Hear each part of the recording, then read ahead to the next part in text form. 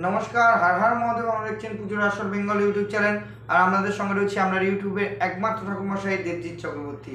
আজকে যে বিষয় নিয়ে কথা বলবো সেটা হচ্ছে, আমরা পৌষ মাসে রয়েছি। পৌষ মাসে ধান্যলক্ষ্মী দেবীর পুজো হয়। সেই ধান্যলক্ষ্মী দেবীর পুজো সম্পর্কে বলবো, এবং সেই ধান্যলক্ষ্মী দেবীর পুজোর যে অঞ্জলি মন্ত্র, সেই অঞ্জলি মন্ত্র কী প্রয়োগ করবেন, কী অঞ্জলি মন্ত্র দিয়ে মানুষকে অঞ্জলি দেওয়াবেন, সেটাই আজকের ভিডিওতে বলবো। তাহলে আজকের ভিডিওটা সম্পূর্ণ দেখবেন। ভিডিও ভালো লাগলে লাইক করুন, কমেন্ট করুন, শেয়ার করে সাবস্ক্রাইব করে বেল নোটিফিকেশন করবেন। পুজোর আসর বেঙ্গল ইউটিউব চ্যানেলের সঙ্গে থাকবেন, পুজো আর্চা করতে থাকবেন। তাহলে দেরি না করে আজকের এই গুরুত্বপূর্ণ ভিডিওটি শুরু করা যাক। প্রথমেই বলি যে এই ধান্যলক্ষ্মী দেবীর পুজো পৌষ মাসে অনুষ্ঠিত হয়।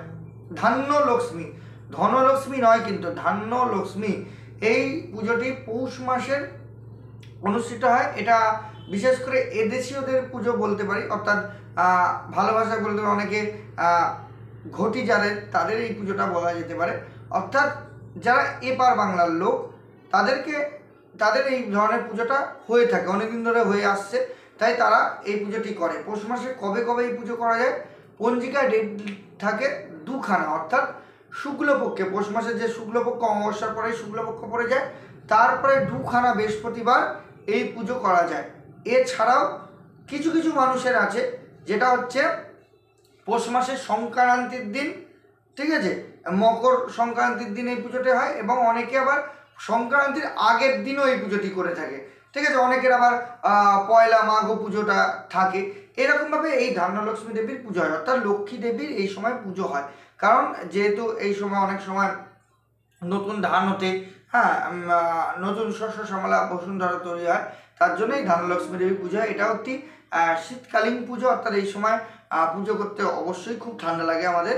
তাহলে এই যে ধান্যলক্ষ্মী দেবীর পুজো হয়, এই পুজোর অঞ্জলি মন্ত্র সম্পর্কে আজকে বলবো। প্রথমে বলে এই পুজোটা করবেন কি করে। এই পুজোটা করতে গেলে যেমন আমরা কোজাগরী লক্ষ্মী পুজোয় কিছু পদ্ধতি থাকে, ঠিক সেরকমই এখানে আপনারা কি পাবেন।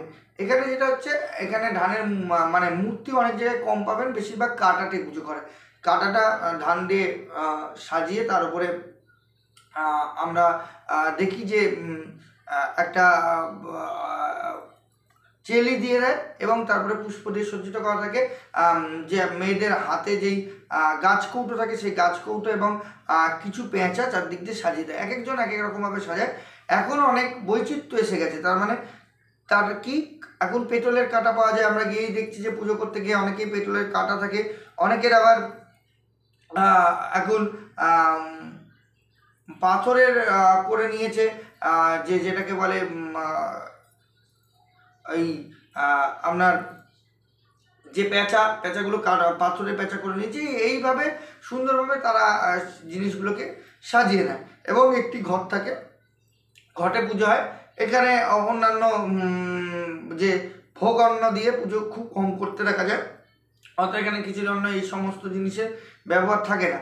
এইখানে থাকে নৈবেদ্য, ঠিক আছে। এছাড়াও এক একজনের এক এক রকম থাকে। অনেকে যে পৌষ সংক্রান্তি দেখা যায় মকর, অর্থাৎ চালের গুঁড়ো জল দিয়ে তার মধ্যে একটু আদা দেয়, একটু মূলো দেয়, এইভাবেও সেইভাবে করা যেতে পারে।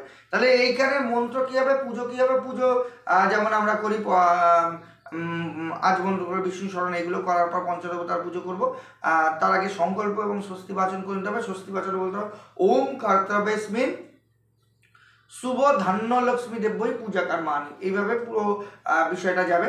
তারপরে আমরা সংকল্প বাক্যের মধ্যে ওম বিষ্ণুর মহদ্দ রসদ্দ ওম মাস মুক্তি তোমরা আসতে, এরকমভাবে বিষয়টা পুরোপুরি যাবে।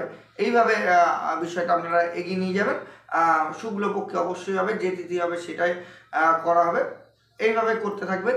তারপরে আপনি পঞ্চপ্রচারে পুজো করুন, ষোড়শ পূজারে পুজো করুন, যেমন দ্রব্যাদি দেবে ঠিকভাবে সেভাবে পুজো করবেন। তারপরে অঞ্জলি মন্ত্র। অঞ্জলি মন্ত্র কীভাবে, প্রথমে আচমন করে নেবেন। আচমন বিষ্ণু স্মরণ ওম অপবিত্র পবিত্র বা সর্বাবস্থঙ্গধ বিভাজ স্মরিত পুন্দরী কাকং সবাজ্য অভ্যন্তর সূচি মাধব মাধব বাচি মাধব মাধব রীতি সারন্তি সাধব সর্বে কার্যে সুমাধব, এরকম করে পুরো মন্ত্রগুলো যাবে।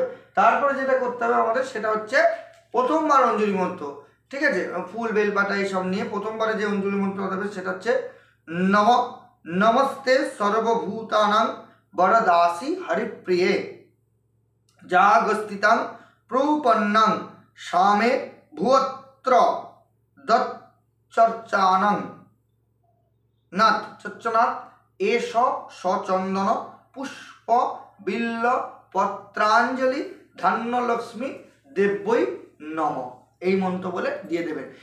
একটা জিনিস একটু বলে রাখি, সেটা হচ্ছে শ্রীং হচ্ছে লক্ষ্মী দেবীর বীজ মন্ত্র। কখনোই শূদ্রপক্ষকে শ্রীং মন্ত্র উচ্চারণ করা উচিত নয়, উচ্চারণ করাবেন না, ঠিক আছে। তাহলে এটা হচ্ছে প্রথম অঞ্জলি মন্ত্র। তারপরে দ্বিতীয়বার অঞ্জলি মন্ত্র দেবেন, নম মহালক্ষ্মী মহামায়া বিষ্ণুপ্রিয়া মনোহরা সর্বশান্তি করা মতি নিত্যাং মে বরদা ভব এষ সচন্দন পুষ্প বিল্লপত্রাঞ্জলি ধান্যলক্ষ্মী দেব্যই নম। তারপর লাস্টবারের শেষবার আবার পুষ্পাঞ্জলি ফুল বেলপাতা আইটেম নিয়ে বলতে বলবে, মন্ত্র হবে নম গৌরবর্ণ দ্বিভুজানাং সতীপদ্ম পরিস্থিতাম শীতপদ্ম পরিস্থিতাম, অর্থাৎ সাদা পদ্মের কথা বলা হয়েছে, বিশ্ববক্ষ স্থতাঞ্চ জাগত ভা প্রকাশিনী। আরও একবার বলি, নম গৌরবর্ণ দ্বিভুজানাং শীতপদ্ম পরিস্থিতাম বিষ্ণুবক্ষ স্থলাঞ্চ দ্বিভুজাং শীতপদ্ম পরিস্থিতাম বিষ্ণুবক্ষ স্থতাঞ্চ জগৎ শোভা প্রকাশিনী দত্তং সদা দেবী পূজা কালের বিশেষতা এষা সচন্দন পুষ্পাঞ্জলি ধান্যলক্ষ্মী দেব্যই নমঃ। এই হচ্ছে ধান্যলক্ষ্মী দেবীর পুজো, ঠিক আছে। তারপরে আমরা যেটা করবো সেটা হচ্ছে দেবীর প্রণাম মন্ত্র। দেবীর প্রণাম মন্ত্র আমরা সব জানি, সেই মন্ত্রটাই বলতে হবে। নম বিশ্বরূপস্থ ভজ্যাসি পদ্মে পদ্মালয়ে শুভে সর্বত্র পাহি মাং দেবী মহালক্ষ্মী নমস্তুতে।